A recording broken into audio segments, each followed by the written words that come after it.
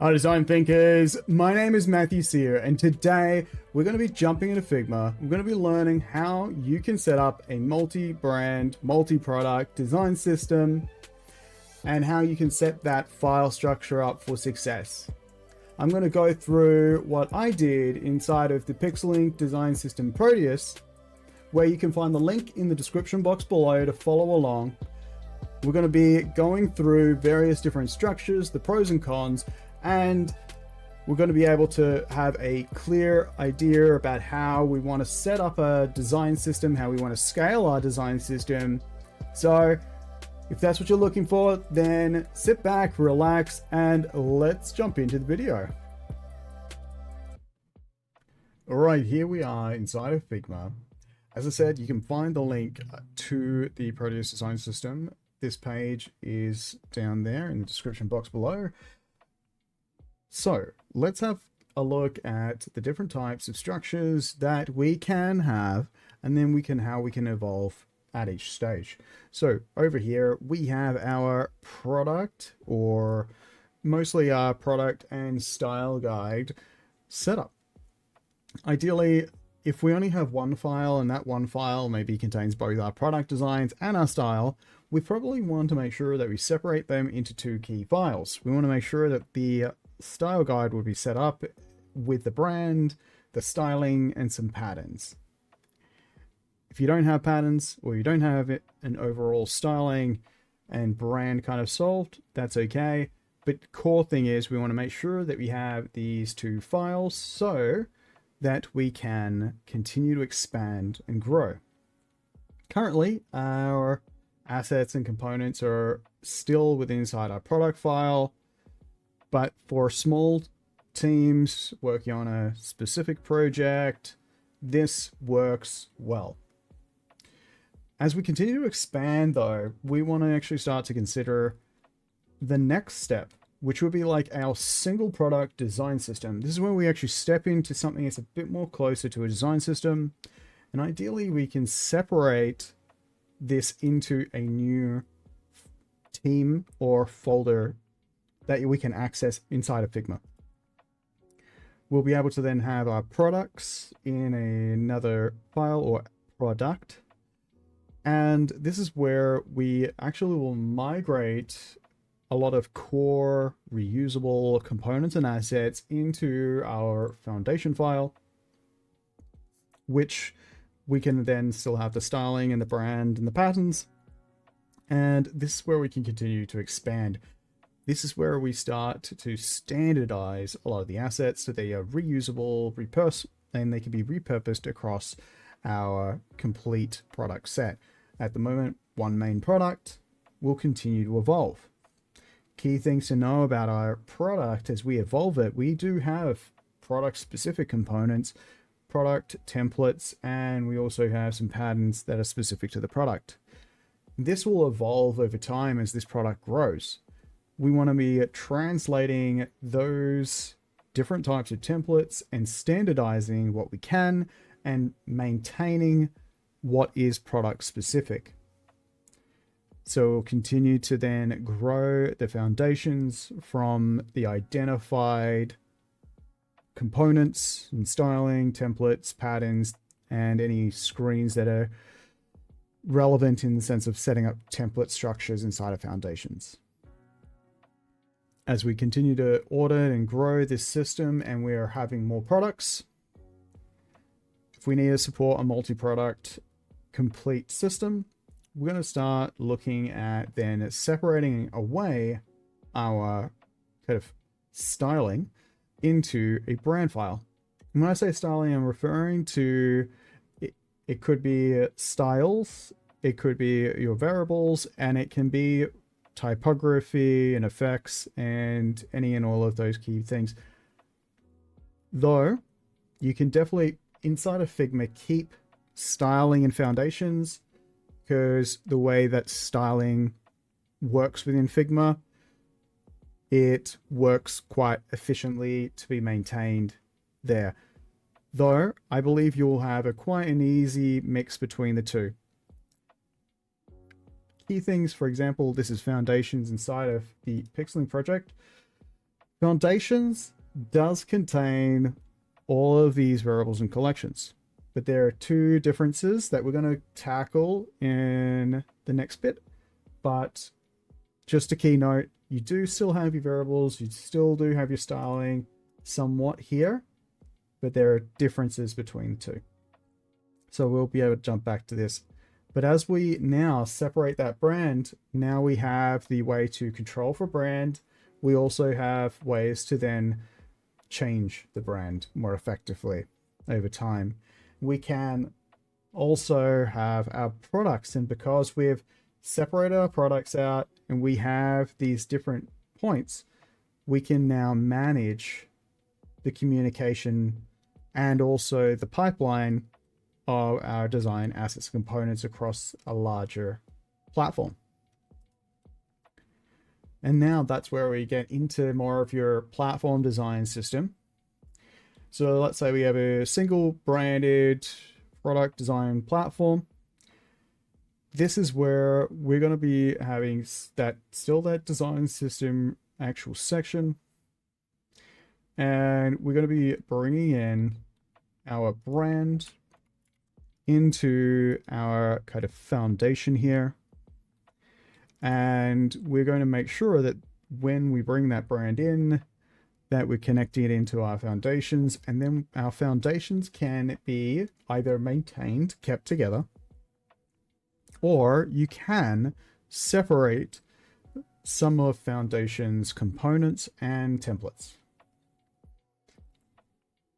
This is more of like a decision that you can make. It's no really right and wrong way. You can maintain everything in foundations, or you can find and migrate components out of foundations and migrate templates out of foundations. And this will also bring down the load of your file, so the file doesn't get overloaded with assets and components. And it also can allow you to then start to maintain your assets and components in a sub file. Key things to note is separating files and separating components out of the core file with the either core variables or styling will mean that you will need to maintain that within inside of Figma and within inside a project file. For example, maintaining it inside of a file set like here. Without having a clean place to maintain all of these key files and the linking, then they start to disconnect and you might have fragmentation. So we want to avoid that. So if we separate those out or we maintain inside of foundations, we ideally want to make sure that we still have that product layer, and we're going to continue to audit the product layer, and we're going to continue to bring back up those components and assets and any sort of adjustments and make sure we're maintaining the audit between the two. But eventually we're going to need to have a much more effective system to maintain for multi-brands or multiple products or multiple sub-brands. And this is what we have inside a Pixellink design system. We have a multi-branded headless design system. This means that we have brand files that will hold all of the same types of token structures, and they connect into our foundations. Our foundations also consumes other separate files, like a utility file, that will then be used inside of foundations. The foundations contains all of the components, but that's because we're distributing the entire foundation file. So ideally, if you've got the foundation file, what you want to be doing is you want to be migrating out some of the actual components so that you can start to manage them more effectively across your design system. Same thing with templates. As you do so, we can then channel them down into our products. The key thing is understanding about how we maintain the kind of headless files and any sort of imported utility files. So we can have multiple files and we can import them in. So I'll show you how that's done in a sec, but there's two key things. As I said, we would definitely want to make sure we understand between Variables and collections. There is the first thing that Figma, and that is quite more commonly known. Inside of Figma, we can have a collection, and a lot of the advice is to make sure that we have those raw values. This could be your primary 000 or primary 100 or so on. This could be your sequence of colors. They're your raw values. Ideally, you migrate those colors into something that makes more sense, like background or border, where what we've done is we've reused this one color across two variables within our design system. That means that we can do one of two things. We can swap out the color, and by doing so, these colors over here will update, meaning that we do not break the connection to anything that is connected to these colors. And that means we can change this color at will, and we can also connect other colors or other things into here without necessarily damaging the rest of the chain. So that separates, it's a separation of interest, which is great and exactly what you want to make sure you're doing. So Figma also dealt with the separation of interest here.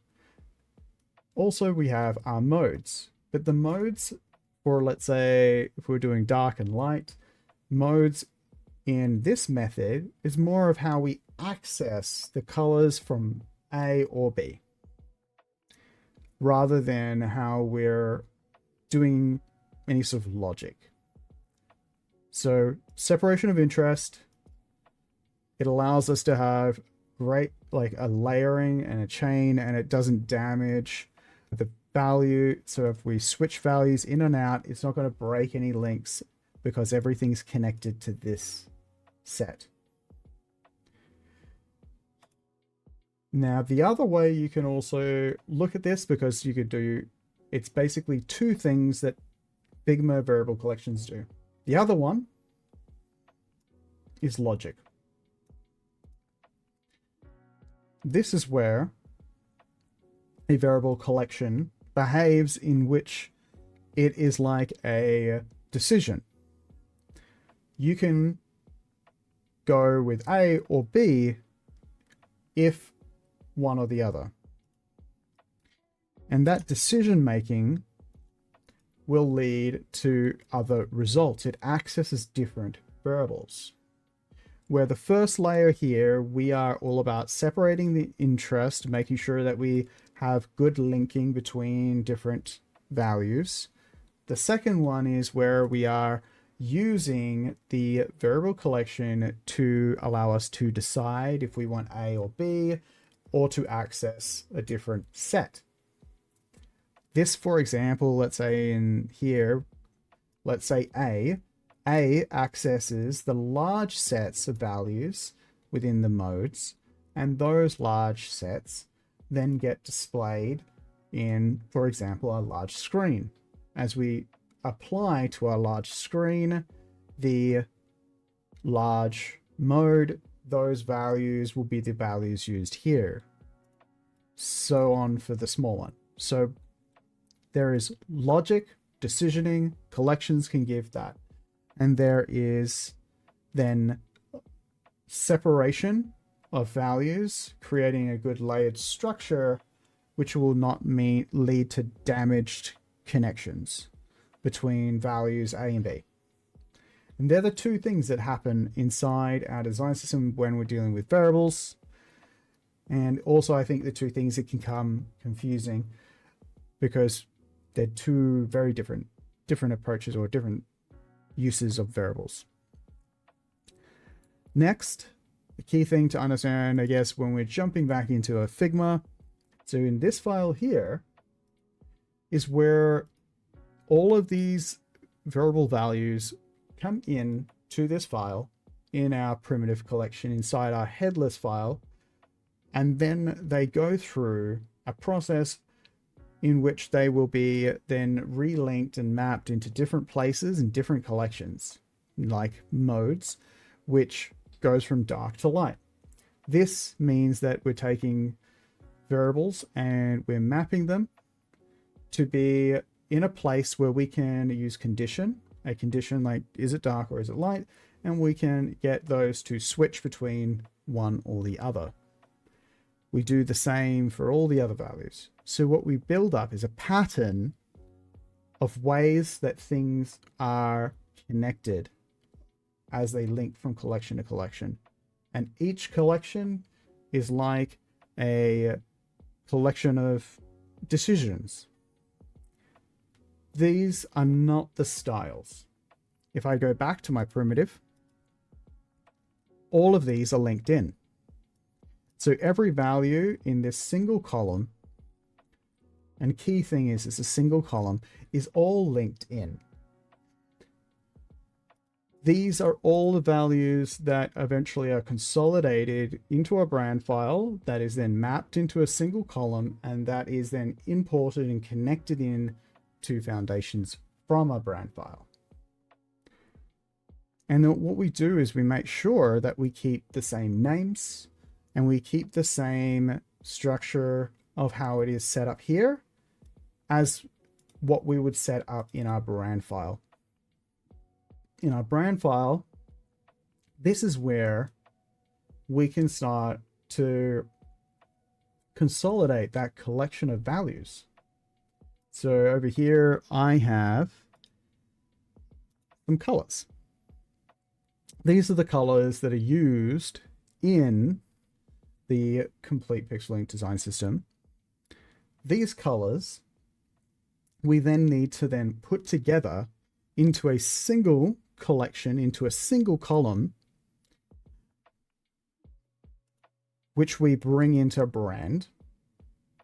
And as we map these into this single brand column, what we are doing is that we are basically now creating a first brand.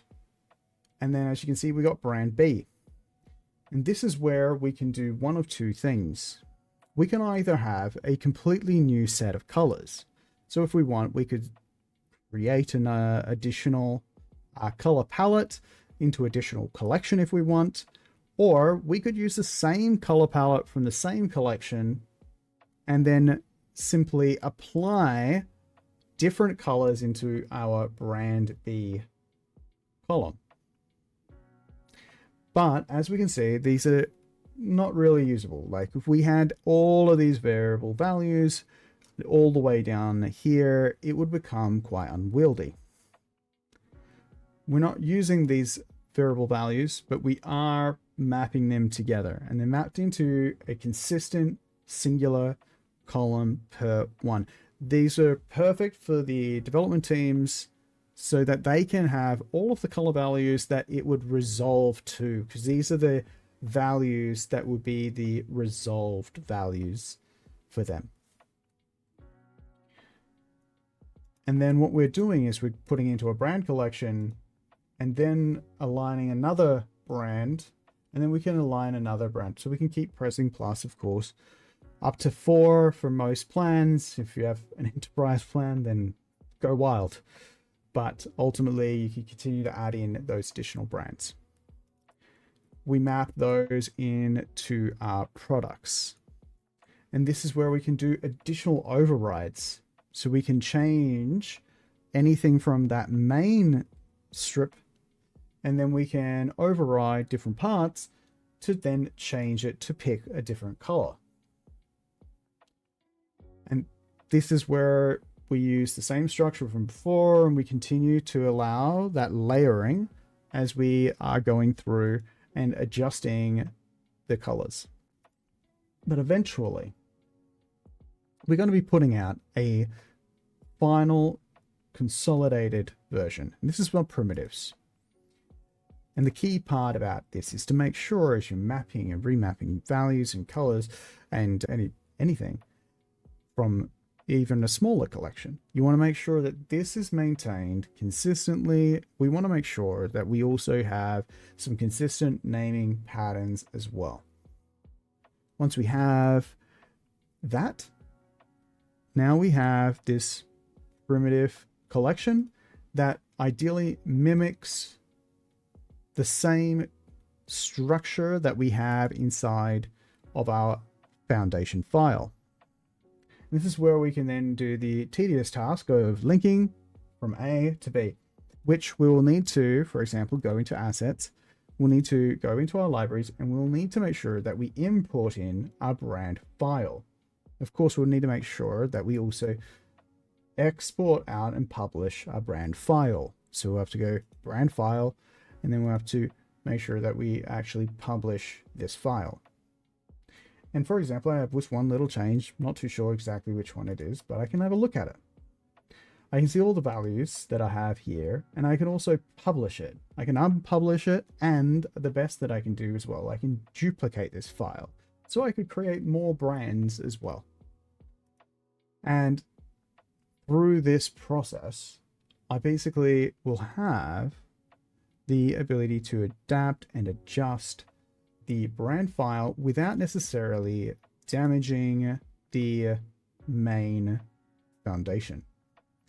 And this is critical. We're not going to damage foundations in this way. And even if we were to import it, we'll be able to reverse changes, and we'll also be able to then manage the import process, which makes it a lot easier to not break everything apart.